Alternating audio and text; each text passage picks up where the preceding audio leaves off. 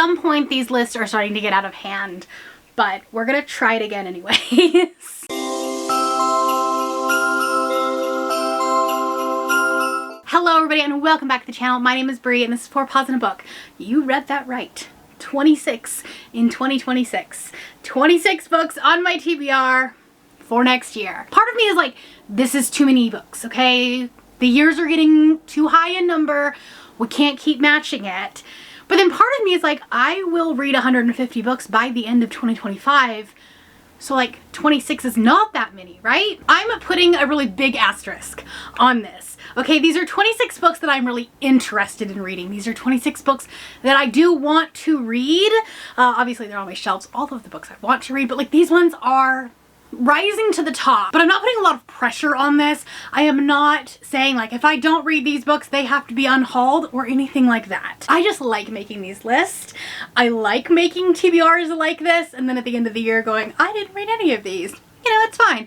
Maybe we'll surprise ourselves this year. Last year we made it really easy, right? We had a bingo board. 25 fits into a bingo board really easily. 26 does not fit into many things, okay? You can't evenly divide it very well without having just massive buckets. So what I'm doing is I have 4 categories. I have 5 books that are intimidating or out of my comfort zone. I have 6 books that have been on my TBR for way too long. Perhaps this is the only category that if I don't read them, I will unhaul them because like most of these have been on my TBR for at least 3 years. Then I have 7 that are continuation of series. They are 7 different series, so I didn't pick like book 2 and book 3. So we have 7 series that I want to continue in 2026. And then I have 8 special editions. I have a lot of book boxes and I don't read all of them, and I want to get better at that in 2026, and so I think this is a really easy way to do that, a really good way to do that. So that being said, we're going to talk about the 26 books that I want to read. We're going to do it very quickly because obviously there's a lot of books here. I know that a lot of you participated in the 25 and 2025 bingo board, and some of you were asking me about a new one for 2026, and I didn't have an official one because I wasn't going to do a, like you can't do a bingo board with 26, and so I originally hadn't done anything. But then when I came up with this idea, I decided I was going to make graphics. And so if you want to do your own 26 in 2026 and you want graphics for these, you can make your own categories, so I made it very vague. I'll put a Google Drive down below where you can download these yourself. It's pretty simple. You pick 4 categories, and then each category has 5 books, 6 books, 7 books, 8 books. Pretty simple. You can steal my categories if you want, or if you have your own categories that you think align with your goals better, then this will work for you too. But without further ado, let's talk about the 26 books that I'm hoping I will read in 2026. Okay, first up is going to be the 5 books that are out of my comfort zone or intimidating in some way. So first up we have Hairpin Bridge by Taylor Adams. I really loved No Exit. I really liked The Last Word. And this one, nobody likes. This one has such low ratings, and I'm curious. I'm curious about it, but it's been sitting on my shelf for so long because I don't know anybody that likes this book.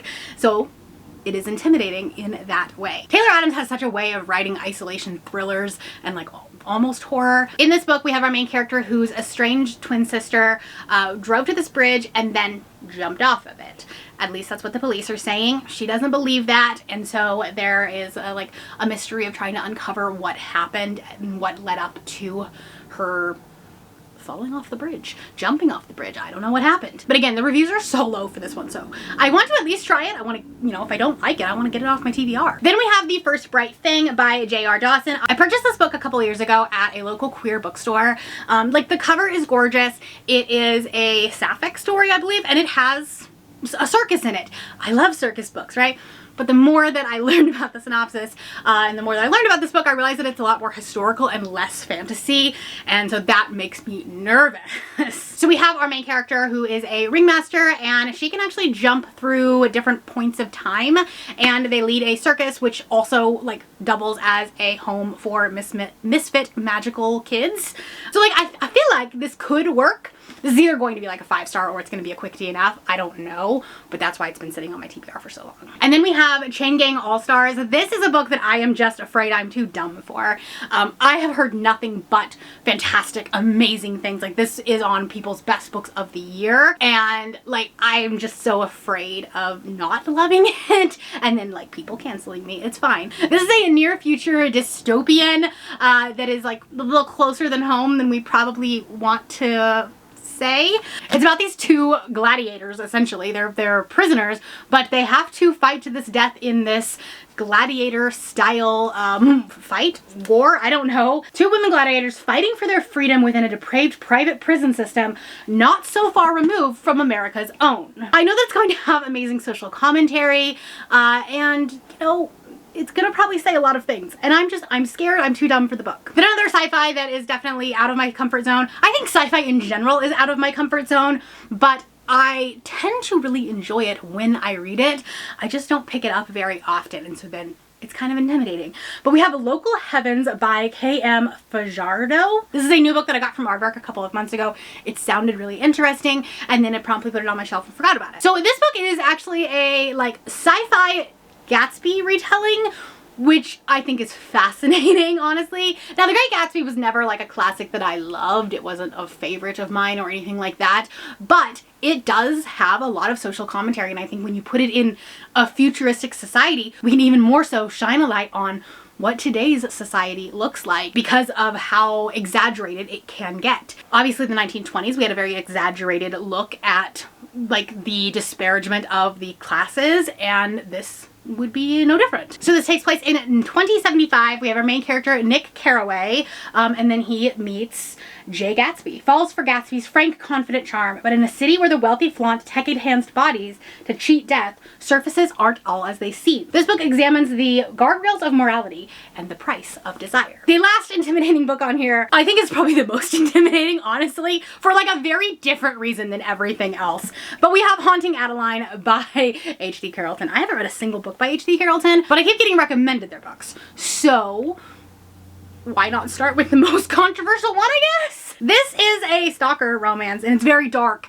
I have definitely been getting into dark romance over the past year, and I've really enjoyed it, but I've just heard so many things about this book, how it is like above and beyond even like your wildest imaginations, and I don't know what that means, because I've read some stuff. Okay, so here we are. We're going to read the Cat and Mouse duology, or at least book 1, in 2026. Now let's talk about books that have been on my TBR for way too long. Okay, here's 6 of them that have been on my TBR, I think, I didn't go double check, but I think since 2023. The first one we have is The Fall of Ruin and Wrath by Jennifer L. Armentrout. This is one of her new series. It's not associated with the From Blood and Ash series. I might be like associated with it, but it is book 1 in a new series. And I really enjoyed From Blood and Ash. I really enjoyed the prequel series. And so I like her writing. Why is this one still sitting on my shelf for so long? I don't know. Then we have Dragonfall by L.R. Lamb. This one, I have this book and the second book on my shelf, okay? Because they were pretty, they had the special editions, and I bought them. Should I have? No, because I didn't read the first one yet. But, you know, we have to fix that problem. We have to read this book. This is a dragon fantasy, and I have been loving dragon books, okay? I love me a good dragon book. Long ago, humans betrayed dragons, stealing their magic and banishing them into a dying world. Centuries later, their descendants worship dragons as gods, but the gods remember, and they do not forgive. I work with 2 different authors that write dragon fantasy or dragon romantasy books. So I'm trying to read as many comp titles as I can so that I can like make content surrounding it. And I know that this one has been compared specifically to Jasmine's books, and so I need to read this one. Okay, the next 2 you're gonna cancel me for. You're gonna unsubscribe. It's fine. These 2 books have been on my shelf for so long, okay? So long. The first one is The Fifth Season by N.K. Jemisin. This is another one. I could have also put it under the intimidating books because this one I do think that I'm too dumb for. This is like another type of dystopian fantasy. It's a classic in the fantasy world. If you're a fantasy reader, you read this book, okay? And I haven't yet, okay? I've had this book for so long, and I need to read it. This has won so many awards. It is like the staple. It is the crown jewel of fantasy books, and everyone loves it. So I'm scared that I won't, and that I will be canceled. We're going to try it. Another one that I'm scared to say because I'm probably too dumb for this book. Babel by R.F. Kuang. This is a dark academia fantasy, and I have heard very mixed reviews. Okay, there are some people that really love this book, some people that do not. I really enjoyed her Poppy Gore trilogy. I really loved Yellowface. I have not read Calabasas yet, but this one I think is a different style than what she has written previously. I don't know. It talks a lot about language and about how we use language and how language can be magic. And I know that it's going to say so many important things in it. I just don't know if I'm gonna get it all. And I know this is one that I'm gonna want to read slowly. I'm going to want to annotate it and highlight and like just kind of immerse myself in it. And part of that is scaring me because I read books for content, right? That is my job. And so when I read a book slowly, I can't put out as much content. So I think that's why this has sat on my shelf for so long, but we are going to fix that this year. I'm realizing that all of these are fantasy, except for one. But we have The Book Eaters by Suni Dean. This is a really interesting premise about this like society that like they eat books as food. Out on the Yorkshire moors live a secret line of people for whom books are food and who retain all of the book's content after eating it. But real life doesn't always come with happy endings, as Devon learns when his son is born with a rare and darker kind of hunger, not for books, but for human minds. Premise sounds very interesting, very ominous, almost like this dark fairy tale-esque style, but it's been sitting on my shelf for years. The last one is a series that I'm very sad that I haven't read. We have Wretched by Emily McIntyre. This is part of the Never After series, and I've kind of jumped around in this series. So there's two more that I have to read, this one and Twisted. And this is a Wizard of Oz retelling, but these are like dark, twisted romances where like the villain gets its happy ending. So we have like the Captain Hook romance, we had the Scar romance from Lion King, and then we had a Hunchback of Notre Dame, we have Little Mermaid. This one is Wizard of Oz. And with everyone talking about Wicked and all that stuff, I don't know, maybe I should read this one sooner rather than later while everyone is still hyped about that story. But there are special editions coming out for Wretched and Twisted next year, and I haven't read them yet, and I would really love to have read them before I get the special editions. And I want to say it comes out in February. I could be wrong about that date, don't quote me. But I want to at least have read this one before I go buy the special edition. See, we're working smart this year. I'm gonna move very quickly through the next section, which is the series, simply because they're all sequels, and you don't want to hear about sequels because you may not have read book one. But this is a very eclectic group here. The 7 series I want to continue. So we have Primas and Predators by Rose Gravestone. This is the second book following Muses and Monsters, which is a dark, twisted Why Choose romance. This one I don't think is actually Why Choose. The first one was Why Choose, but then this one is a different couple. It's like mafia adjacent. They're not actually in the mafia, but they are like some twisted people for sure. And the first one was so much fun. I read it so quickly, even though I read it physically, and I would love to continue the series. Then we have The Rule of the Aurora King by Nisha J. Tooley. This is the book following Trial of the Sun Queen, I believe was the first book in the series. And it is a romantasy where like kind of like a Bachelor meets the Hunger Games. I gave the first book 3 stars. I wasn't like enthralled by it, but I've heard that the series gets so much better as you go along, and so I am very curious and I would like to continue the series. Then we have one that is honestly just so sad, okay? I read book 1 in December of last year. I read book 2 in February of this year, and I was like, I just have one more book to read and then I will close it out. And I still haven't yet, so we're gonna put it on next year's TBR. But we have Queen of Mazes and Mirrors by Rhiannon Harkonnen. This is the 3rd and final book in the Descendants of the Fates trilogy, which is a Grim Reaper romance. And the first 2 were phenomenal. They were so unique, so like there's a very good smut, but also a lot of plot and a lot of like politics and stuff. I love this series, and it's just really sad that I haven't finished this one yet. But there wasn't an audiobook for this one originally, so I think that's why I put it off. But we're not making that excuse anymore. I'm putting this one on here only because if I don't, I will likely leave this on my TBR for so long. But we have The Devil's Trials by Jessie Elliott. This is the 2nd book in the duology of like this paranormal romance with a demon hunter whose like parents are world-renowned demon hunters, and then she falls for somebody who says he's a demon hunter, but actually he's the Prince of Hell. Her parents are going after his parents. It's the whole thing. It's very messy. And it was a really good time, but it's not one of those series that like really stuck with me. And so I'm afraid that if I don't just finish out the duology, I'll just forget everything and then I won't read it. So we're putting this on the list. Okay, then we have The Ever Queen by L.J. Andrews. This is the 2nd book in the Ever Seas series. And I read The Ever King, was it last year? And it was fine. It wasn't my favorite, but I want to continue into her other series, and I know that this one plays a pivotal role in some of the other books, and so I want to continue it. Also, book 4 in this series is coming out in 2026, and so I like I would like to get caught up. LJ is also a local Utah author and I see her at a lot of events.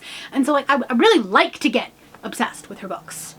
So I think this one might work for me. And I think a lot of people really liked The Ever King and then didn't love this one as much. So maybe I will be the reverse and I'll really love this one. The last two feel like a little bit of a cheat, but I don't care. Okay, first up, Forged by Malice by Elizabeth Helen. This is the third book in the Beast of the Briar series. I need to get caught up on this one. There's 2 more books left in the series that are out yet. And I think book 5 is supposed to come out in 2026. And I would love to be, you know, in on the hype with everybody else when they pick up book 5.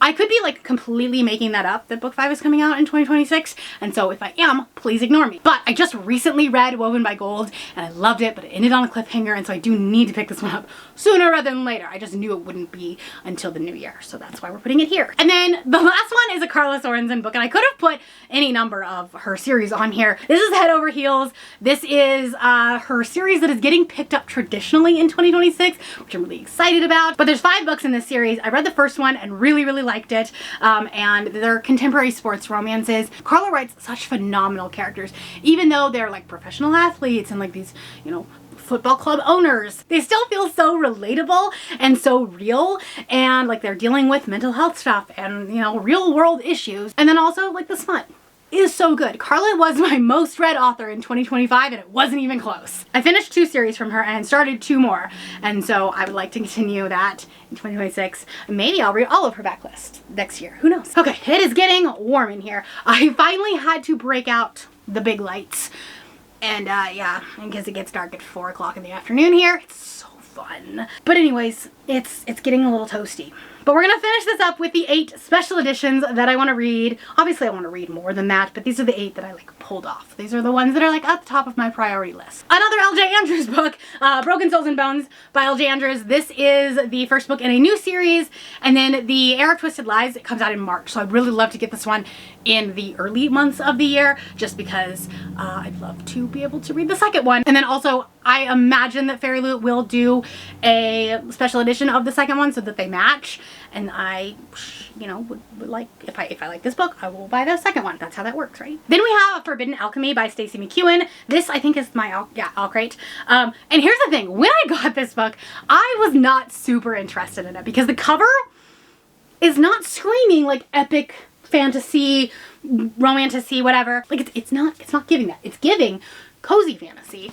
And so I was like, I don't know about this one, but I watched Cassidy's video where she was reading all of the Alcrate books, and she really liked this one and had really good things to say about it, and it made me really interested.